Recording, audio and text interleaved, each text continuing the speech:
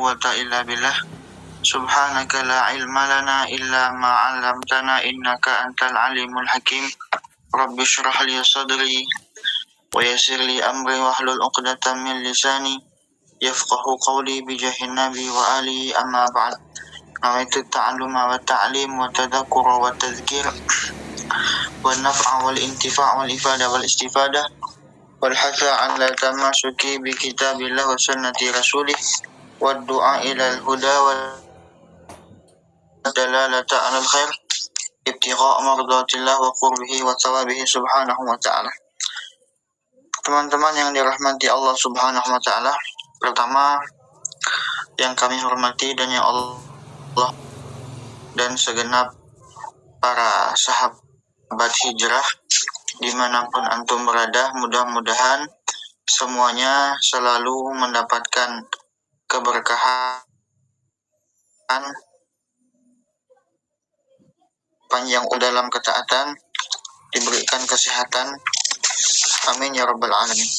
Pertama, hendaknya kita bersyukur kepada Allah. Alhamdulillah pada malam ini kita kembali hadir di dalam kajian Arba'in An-Nawawiyah. Mudah-mudahan apa yang kita lakukan pada malam ta'ala, amin ya rabbal alamin. Salawat dan salam tidak lupa kita ucapkan Allahumma sholli ala Sayyidina Muhammad wa ala ali Sayyidina Muhammad. Semoga berkah banyak salawat kita mendapatkan syafaat di hari kiamat, amin ya rabbal alamin. Teman-teman rahimakumullah, melanjutkan pada pembahasan hadis ya. Kemarin kita sudah membahas hadis ke-30 ya. Malam ini insyaallah kita akan membahas dan mengupas hadis ke-31. Langsung saja. Waqala musannifu rahimahullahu ta'ala wa nafa'ana bihi wa bi'ulumihi fid dharaini amin.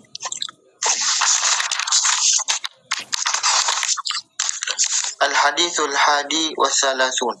Hadis ke-31. An Abil Abbas Sahal bin Sa'di As-Sa'idi radhiyallahu anhu. Hadis kali ini diriwayatkan oleh Abil Abbas Sahal bin Sa'ad As-Sa'idi ya, di mana beliau ini merupakan salah seorang sahabat Nabi yang terakhir meninggal di kota Madinah ya. Jadi beliau meninggal disebut pada 88, ada juga pendapat yang mengatakan pada tahun 91 Hijriyah. Jadi sahabat yang terakhir yang meninggal di kota Madinah. Beliau meriwayatkan hadis sebanyak 188 hadis. Termasuklah hadis yang akan kita baca ini. Langsung saja. Ya, qala, beliau mengatakan, Ja'a rajulun ila Nabi sallallahu alaihi wasallam. Ada seorang laki-laki datang ke Nabi Muhammad. Faqala, lalu dia mengatakan, wahai Rasulullah, dullani ala amalin idza amiltuhu ahabbani Allah wa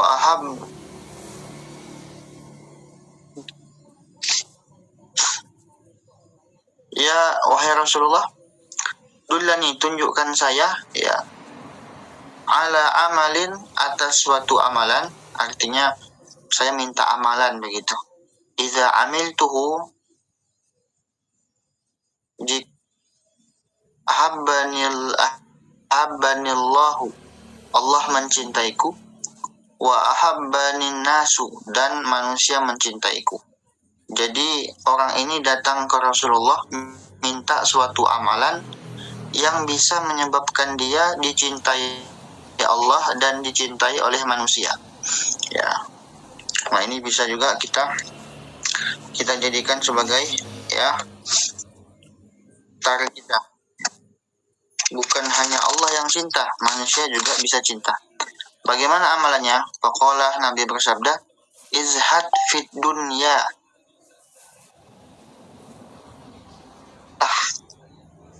jadilah engkau orang yang zuhud fit dunia, dengan dunia. Kita diperintah Nabi kalau ingin cintai Allah dan mendapatkan cinta manusia, pertama ya syaratnya zuhud kepada dunia. Yuhibbakallah, ya, maka Allah Subhanahu wa taala akan mencintaimu. Ini salah, ini bukan yuhibbakallah tapi yuhibbukallah. Yang kita tampilkan ini ya salah. Yuhibbukallah, karena tidak ada amil, ya. Dia marfu. Wazhad fima 'indan nas, dan zuhudlah terhadap apa yang dimiliki oleh manusia. Yuhibbukan nas, niscaya manusia itu akan mencintaimu. Nah, teman-teman rahimakumullah, jadi yang jadi pertanyaannya yang kita bahas kali ini zuhud. Zuhud itu apa, Ustadz? Ya, zuhud itu adalah tidak cinta dengan dunia. Artinya cinta, ya, sebagaimana dalam sebuah hadis disebutkan, hubbud dunya ra'su kulli khati'ah, atau kama qala. Mencintai dunia itu pangkal atau pokok segala kesalahan. Artinya apa? Cinta itu tempatnya di mana? Di hati. Jadi kalau seumpama dunia itu di hati kita, artinya kita cinta dunia. Tapi kalau dunia itu tidak di hati kita, artinya kita tidak cinta dunia. Makanya disebutkan oleh para ulama itu, para sahabat Nabi itu, ad-dunya fi aidihim, dunia itu di tangan mereka, la fi qulubihim, tidak ada di hati mereka. Artinya dunia ini hanya sebagai modal bagi mereka untuk mencapai akhirat. Ya, makanya Nabi juga mengatakan la tasubud dunya, jangan kalian menghinakan dunia, fa innaha ni'mah matiyatul mu'min 'alaiha yablughul jannah wa biha yanju minan nar, atau kama qala. Dalam sebuah hadis Nabi mengatakan la tasubud dunya, jangan menghina dunia, jangan. Fa innaha ni'mah, karena dunia itu, harta benda dunia itu adalah sebuah nikmat matiyatul mu'min, yang mana nikmat tersebut Allah berikan kepada orang mukmin. Ya. Alaiha yablughul jannah, karena dengan nikmat dunia itu, nikmat harta benda itu bisa membuat kita ini sampai masuk ke dalam surga, ya, wa biha yanju minan nar, dan dengan sebab dunia juga kita bisa selamat dari api neraka. Jadi dunia itu menjadi wasilah, maksudnya ya, wasilah untuk kita menggapai akhirat.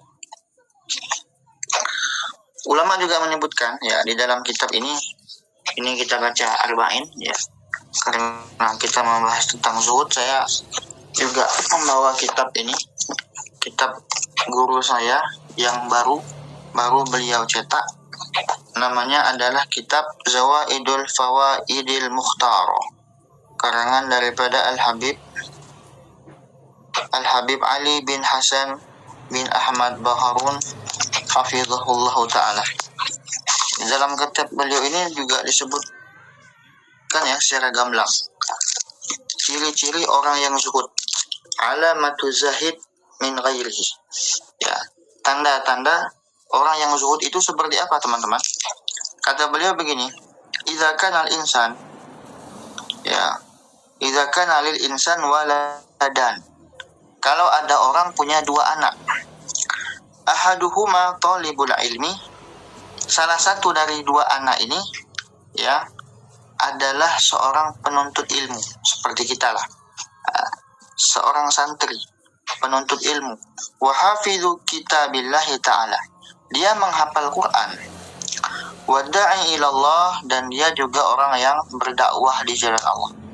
Jadi ada orang yang punya dua anak. Anak yang pertama ini salah satunya dia santri, penuntut ilmu agama, penghafal Quran, orangnya suka dakwah.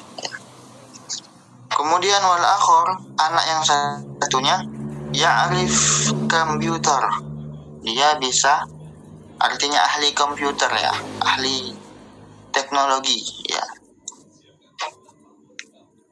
Wa ilmal hisab, dan dia juga bisa pandai matematika.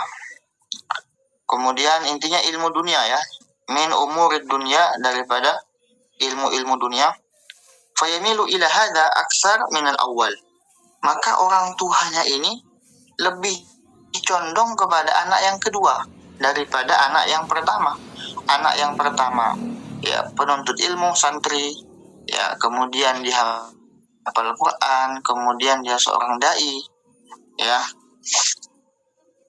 Fahadha abdun dunyawiyun, maka orang tua yang lebih condong kepada yang kedua bukan yang pertama, itu dinamakan seorang yang abdun dunyawiyun, hambanya dunia. Artinya apa? Dia lebih mementingkan anaknya yang berprestasi tentang dunia daripada anak yang berprestasi kepada akhirat, bidang akhirat. Nah ini yang salah ya. Artinya ciri-ciri orang tua seperti ini banyak tidak di Indonesia? Banyak sekali ya. Artinya pilih kasih lah. Tapi saya tidak mendoktrin teman-teman untuk mengatakan benci orang tua, tidak. Tapi ini ciri-ciri orang tua yang cinta dunia. Dia lebih mementingkan anak yang ahli dunia ya, ahli kimia, fisika dan sebagainya, daripada anak yang mondok misalnya, nyantri misalnya, penghafal Quran misalnya. Anaknya itu rajin mengaji seperti kajian seperti ini, dia tidak peduli, tidak ngurus, bahasa kita, tidak ngurus. Yang dia urus, yang lebih dia fokuskan, yang lebih dia perhatikan anak yang berprestasi dalam urusan dunia. Padahal itu ciri-ciri orang yang tidak zuhud dengan dunia. Artinya kalau ada orang tua yang lebih condong kepada anak yang penghafal Quran, rajin ibadah, berarti orang tua ini adalah orang tua yang zuhud terhadap dunia. Itu supaya kita mudah mengetahui bagaimana zuhud itu. Intinya zuhud itu adalah tidak cinta dunia ya teman-teman. Artinya Nabi tidak melarang kita untuk berlomba-lomba mendapatkan dunia, tidak. Ya, kan Islam itu mengajarkan kita ada namanya fikih muamalah, jual beli, ya, tijarah, bayar zakat, itu kan semuanya dunia. Artinya apa? Artinya dunia ini tidak juga semuanya tercela begitu. Ya, dunia ini tergantung dengan siapa yang memilikinya. Kalau orangnya itu zuhud, artinya dunia hanya di tangannya. Ketika dunia itu hilang, dia tidak berpengaruh. Imannya tetap tinggi, naik, tidak berkurang. Ya, baik. Kata ulama, la yafrah bil mawjud, ya, wala yahzan bil mafqud. Orang yang zuhud itu dia tidak terlalu senang dengan harta benda yang dia miliki, tidak cinta dengan harta benda yang dia miliki, dan tidak sedih ketika harta benda itu ya hilang dari dia. Karena hakikatnya inna lillahi wa inna ilaihi raji'un. Hakikatnya itu semuanya itu milik Allah dan kembali kepada Allah yang Maha memiliki. Nah, teman-teman yang dirahmati Allah Subhanahu wa taala, di banyak sekali cerita-cerita tentang zuhud ini. Di antaranya ya seperti ceritanya Nabi Isa.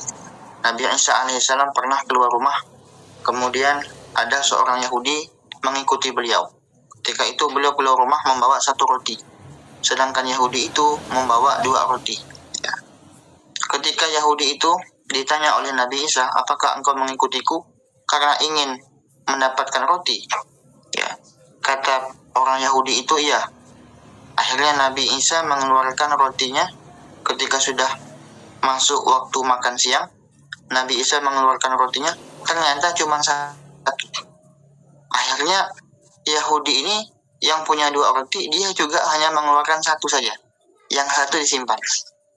Nabi Isa tahu, Nabi Isanya kan Nabi. Kata Nabi Isa, mana roti yang satunya? Kata orang Yahudi, enggak, saya tidak bawa 2 roti. Saya hanya bawa satu roti. Dan ceritanya, dia berbohong kepada Nabi Isa. Ya. Dan ketika Nabi Isa dan Yahudi itu melewati suatu desa, di mana di desa itu, ya, desa yang gersang, yang penduduknya sudah tidak ada. Ya, artinya desa yang ditinggalkan, ya, tertinggal. Mereka berdua ini menemukan ada 3 batang emas.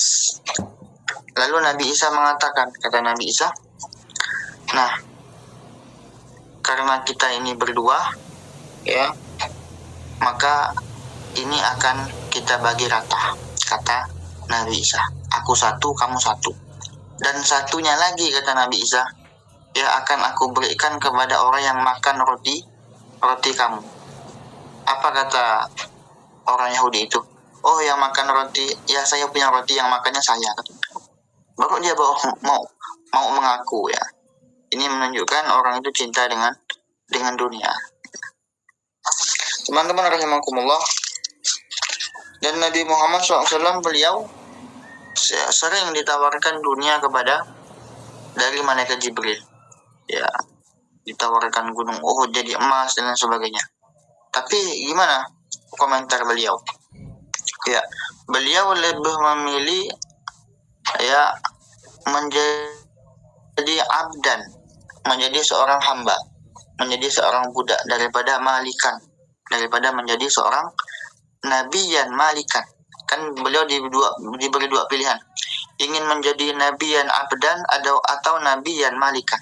Ingin jadi nabi yang seorang hamba, ya, atau menjadi seorang nabi yang menjadi raja. Apa yang beliau pilih? Beliau lebih memilih menjadi seorang nabi yang hamba, tidak memilih kemewahan dunia. Padahal beliau ditawarkan dunia. Artinya beliau tidak cinta dunia.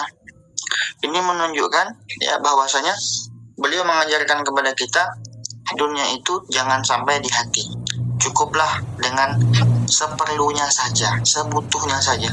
Maka dalam sebuah riwayat disebutkan, ya, Nabi menyebutkan 3. Barang siapa yang sudah kerja, menikahlah.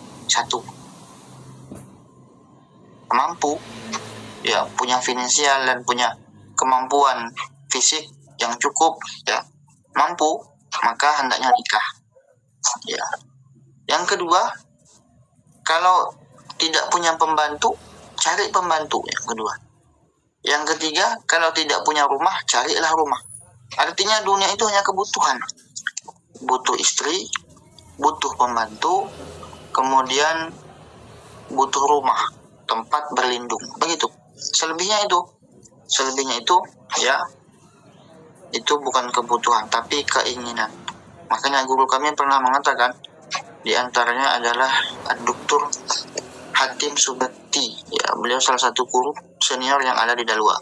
Beliau mengatakan, kalau kita hidup sesuai kebutuhan, ya, maka kita ini akan mudah saja menjalani hidup.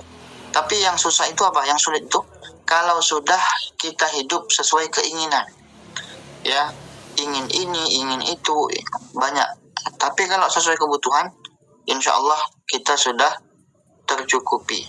Nah, teman-teman rahimakumullah, kita lanjutkan.